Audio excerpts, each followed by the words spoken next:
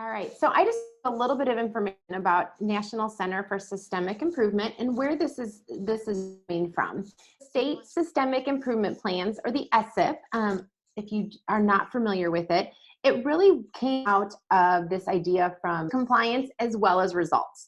And so you'll see the results-driven accountability. Basically, the states had to complete a PLAF, present levels of their state. What's going on with our data, our infrastructure, and basically write a long-term goal we call the State Identified Measurable Results, or the SIMR. And then phase two was filling out all the accommodations. How are we going to keep moving this forward? What are the coherent improvement strategies? And how are we going to identify schools? OSEP was really clear. Do not start statewide. Start with a few pilot districts, try it out, and then continue to scale. And now we've been in phase three. This is phase three, where the states are every year they write a large report on what is happening. Are we making our outcomes? What's happening both at the State Department, which I think was probably the biggest aha moment for a lot of states. They did not meet their SIMR. Probably over half have not met their SIMR, but they've been making huge changes to their infrastructure at the State Department. And in writing this from phase one through phase three, realizing like, wow, we cannot work in silos, or we didn't know that this was happening over here, and how everyone together, kind of changing the infrastructure at the State Department. They're also changing some of the infrastructure at the local level. And so I think we're going to start seeing more changes in more states now that we really have shaken up a lot of the infrastructure at State Departments. And so the National Center for Systemic Improvement was funded, as you can see, October of 2014. We are here to help the State Departments really think through that results-driven accountability. We created collaboratives, and one of the collaboratives was mathematics, which is why I was brought in. Every year, as I mentioned, the states write SIPs. We review, for the center, we review the SIPs and write a large report that's shared with OSEP. Okay, so what is it that you're doing? How are you bringing in the general ed counterparts? Because we knew when MTSS was created way back when, 2001-ish, and it was more of RTI, it's supposed to be general ed. But special ed, we tend to have more of that knowledge of progress monitoring, of some of the goal setting. And so, there's still a lot of states that it's a verb. I'm MTSS-ing that student. And a lot of teachers don't necessarily understand truly what is MTSS. And so I know we've been working with states, what's going on at all those tiers. And then this is coming out of the specific math states. So there's a total of 7 states that have a SIMR in mathematics. I will say within the Math Collaborative, we have 7 states that was part of the Math Collaborative. 2, Florida and New Jersey, actually have a graduation SIMR, which hats off to you, because in order to improve graduation, you're hitting behavior and academics. And as you can imagine, they had a huge math initiative, and that's why they joined. But because we're talking math, I wanted to pull out those 7 states that were focused on math. You'll see they mentioned something around, they just listed other evidence-based practices or models. Some have mentioned the NCTM practice standards and focusing on those pieces. You'll still see MTSS was mentioned, Universal Design for Learning, PBIS, inclusive practices, which again, we know that these are very large, and then no mention of evidence-based practice. The SIMR is the state identified measurable result. If you're thinking in special ed IEP terms, it's the state's long-term annual goal. So in phase 1, they went through and 7 states wrote a long-term goal, or their SIMR, to increase math outcomes. Utah, for example, is focused on the middle school level to improve math outcomes. Vermont is focused on improving math outcomes for 3rd through 5th grade, specific to students with emotional behavioral disorders. I'm trying to think. Like Puerto Rico is also focused on 3rd through 5th. Maryland is also 3rd through 5th. Rhode Island and Kentucky also has a math SIMR. This is what the states have been working through the last 5 years, is to improve the outcomes specific to that state identified measurable result. All right, so I'm just going to quickly review the MTSS. So this is just coming from a national lens. What are those kind of non-negotiables, but they're negotiables, and how are they framed? And so it's data-based decision-making. Regardless of what state you're in, there's going to be the use of data to drive those instructional decisions. There's typically something around some kind of screening. Sometimes it's called universal assessment. There's this idea of progress monitoring, and then it's multi-level. You'll see that this is very generic because there are some states that tier 3 is considered special ed. I've seen some states in the past that tier 4 was special ed and they had a 4-tier model. They're still general education students first. My name is Julia Shire. I'm a coordinator on the Vermont MTSS team at the Vermont Agency of Education. This graphic is our logo. This represents our framework. We have the 5 components with the systemic and comprehensive approach at the center. And then there's the larger encircling band representing really the coherence of the framework within our state statute, rules, and guidelines, or this is what we refer to as a Vermont MTSS in action. And so if you notice the title, it's capital V, capital T, lowercase MTSS, and that's really used to distinguish Vermont's unique framework from others. In this new field guide, you're not going to see any triangles or pyramids representing a certain number of tiers or percentages of students that might be placed in a tier, as you might find in a more generic internet search of MTSS. We're really working to continue to expand on this model that really leverages all aspects, the full spectrum of the school, all of the people, adults, and students inside to really equitably consider, acquire, and distribute the school or the SU's human and material resources. So as we all know, outcomes for students rest really heavily on the collective leadership of each supervisory union or district and their schools. And throughout our field guide, you're going to find enhanced discussions of the important role of leadership in building those internal cultures that contribute to school improvement, to academics, to social emotional learning, behavior, and of course, family and the greater community engagement. We're working really hard at the agency to work with a lot of the other teams there to make sure that the framework explicitly connects to kind of the larger statewide educational landscape. So by unifying a really progressive system of supports, personalization, flexible pathways, and proficiency within this culture of continuous improvement and decision making for excellence and equity. And so our framework components work in concert with each other, and districts are going to be really successful when their continuous improvement and kind of analysis of their whole school's functioning is coordinated. So one of the changes or the enhancements has been a real focus on equity throughout the entire framework. And so you can see 2 of our kind of core principles, especially call out equity. And so our framework, which is pre-K through 12, really exemplifies that culture of continuous improvement, as I mentioned. And we're really hoping that it can be used as a lens through which decisions are made for every learner's academic, social, and emotional learning. And this applies to the adults in the schools and the districts as well. So we're really trying to engage with every student at that universal level of instruction, and then utilizing accommodations, adaptations, and interventions as often as they can be made available, and really layering in any supplemental and additional support as needed to really serve that whole child's learning. And so essentially, we're really looking at this as how do you improve and expand the entire system of your school or your district rather than kind of placing students in predetermined programs or interventions in the same existing system that you're not analyzing holistically.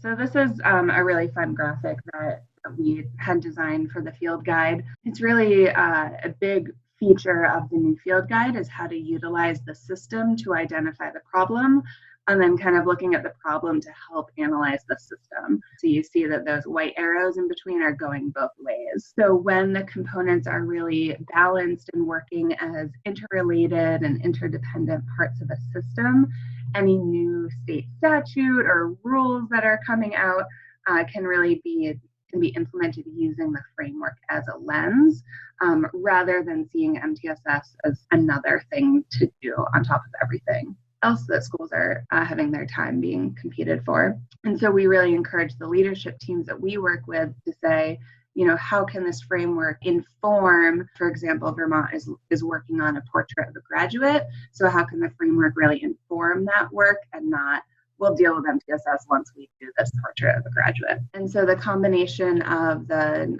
explanation in the field guide about Vermont MTS in action, that bigger circle, and we have reflection tools for each of these components that help schools really analyze what are our strengths and areas of opportunity for each, and how do we even begin to think about that and know what is something that we're doing well or that we could work on. So those reflection tools are really powerful conversation starters, and then kind of going component by component to solve whatever your priority of practice is. So when used in tandem with our self-assessment tool, the goal is to provide schools or districts with a really clear process and the evidence necessary to address their priorities, to figure out what should be involved in their continuous improvement plans. And so we, as I said, our team provides technical assistance, especially to district-wide, but also to individual schools, to really help them work through this complicated process of really understanding our framework and understanding how to view your own strengths and weaknesses. So this is another new visual that we're using for the field guide. So although our state statute and the name of our framework itself and my job title uses a tiered model of approach, we really want to point out that, at least in Vermont, there's no specific number of tiers that are required in a multi-tiered system of support. So there's no tier 2 students or tier 3 instructors, for example. Instructional supports, practices, and interventions, those can be tiered, but people cannot. So nor are we really replacing tiers with layers. It's not about semantics. We're really trying to change how the state is really thinking about the tiers. So when we speak of a Vermont MTSS system of layered supports, and this is for academic, social, and emotional learning at the district level, we're really emphasizing that the supports are made available to meet the needs of all students, not necessarily in a sequential way. So students might be accessing more than one type of intervention or more than one type of additional support at a time. And students with complex learner profiles might need a variety of support simultaneously. So within an addition to that universal instruction, or even outside of the school day, is kind of illustrated in the blue and the orange going outside of the purple universal instruction. So for example, a student might access support outside the classroom at a place-based learning setting, or even outside of the school day through coordinated counseling services. So these layered supports really retain the important elements of tiers that require all district educators to respond as early as possible when students evidence difficulty in either academic, behavioral, or social emotional areas. And the types of support that students receive do not supplant any access, membership, or engagement.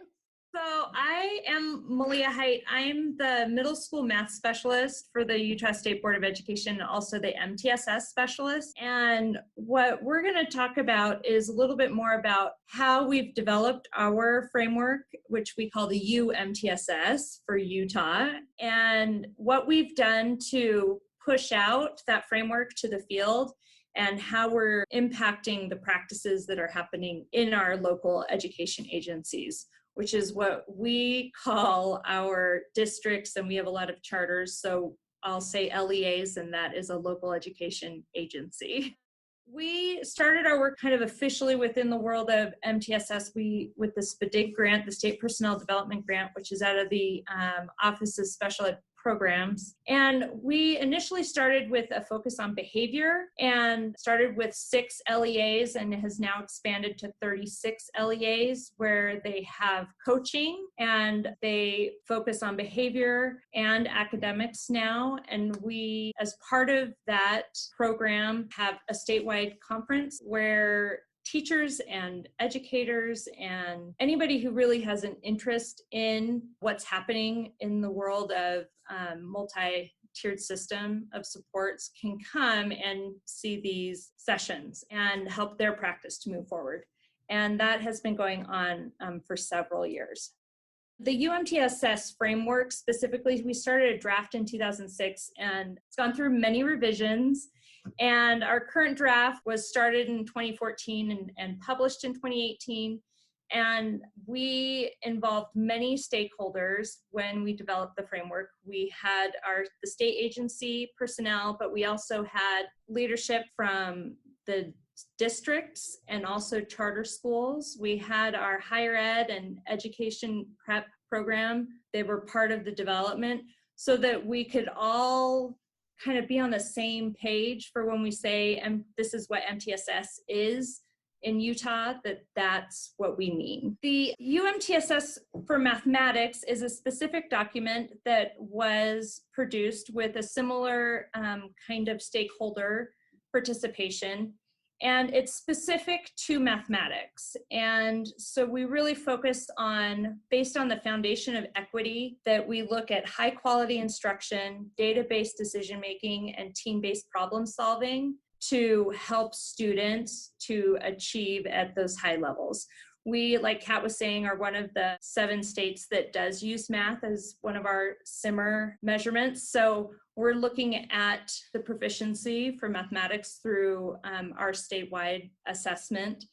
And the reason this document was created is we created the cross-departmental implementation team, which we call CDIT, and that's part of our ESSIP plan, is that we wanted to team the gen ed side with the special ed side and get us together, because special ed tends to be like where MTSS lives, but in reality, it's a gen ed framework and it needs to live in gen ed. And so we needed to team with everybody in order to get our students with disabilities to have maximum positive outcomes. So once we developed this, and this was published, then we shared the document, which is really a SparkNotes version of the state's MTSS document, but with a specific focus on mathematics. And we disseminated that to every single person that has any world related to mathematics in the state of Utah. And so this summer, we had professional learning that was sponsored by the State Board of Education, but also it was designed by educators in the state of Utah, both special educators and gen educators, for every math educator in the state. And we focused on this document. We had 3 courses that we sponsored. We had 2 days for elementary, 2 days for secondary, and then 2 days around technology and how to effectively use technology within a math classroom to support these students within the different tiers. There were 6 locations where we did it. We kind of took it on the road throughout the state and had over 500 participants. And as part of this professional learning, we were able to partner with some of our legislation and legislative funding to allow educators to extend their learning and personalize the MTSS document to their personal work in the classroom. And they completed projects that helped them to apply what they had learned into what is going to really happen in their classroom, to make it really something that wasn't like, oh, that's nice, and that was a fun 2 days of work, but it became something that then was part of their practice. And we were able to pay our teachers for those who successfully completed those projects, which was kind of great. We created a video with a PR firm to help kind of push our message forward and help to explain what is the foundation of our UMTSS within mathematics, why is it important in Utah, and why and how can we help our students with disabilities specifically to overcome some of the challenges they have. It's a short video, it's like 2 minutes. High expectations for all students. How Utah is solving the middle school mathematics gap. There are about 652,000 school-age children in Utah, and more than 75,000 of them are students receiving special education services. That's 1 out of every 10 students, or an average of 3 to 4 in every classroom. All students deserve a chance to be successful. Unfortunately, math proficiency for students with disabilities drops dramatically from 5th through 8th grade.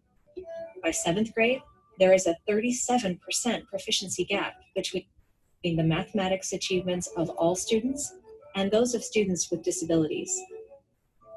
Middle school mathematics is a crucial part of the foundation for future success.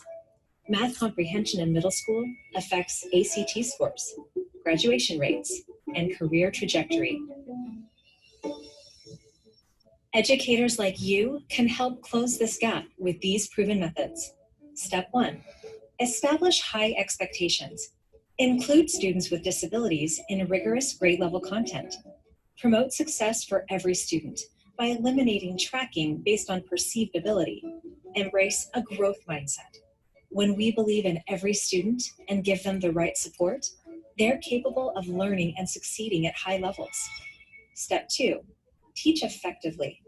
Engage all students in mastering the Utah core standards. Give them multiple opportunities to learn concepts and master big ideas over time. Incorporate effective teaching practices, like promoting student discourse and balancing conceptual with procedural understanding. Step 3, use the multi-tiered system of supports, or MTSS. It's not about labeling students, it's about changing instruction. Instead of delivering one-size-fits-all instruction, the different tiers will help students at every level. The 3 major components of the MTSS framework include high-quality instruction, team-based problem-solving, and data-based decision-making. This will help all students master key mathematical concepts so they can reach their college and career goals. Pilot programs using these methods are already in place in Utah, and the results are promising. The Utah State Board of Education is looking forward to expanding the program and helping more students succeed in mathematics. All Utah students can be mathematicians.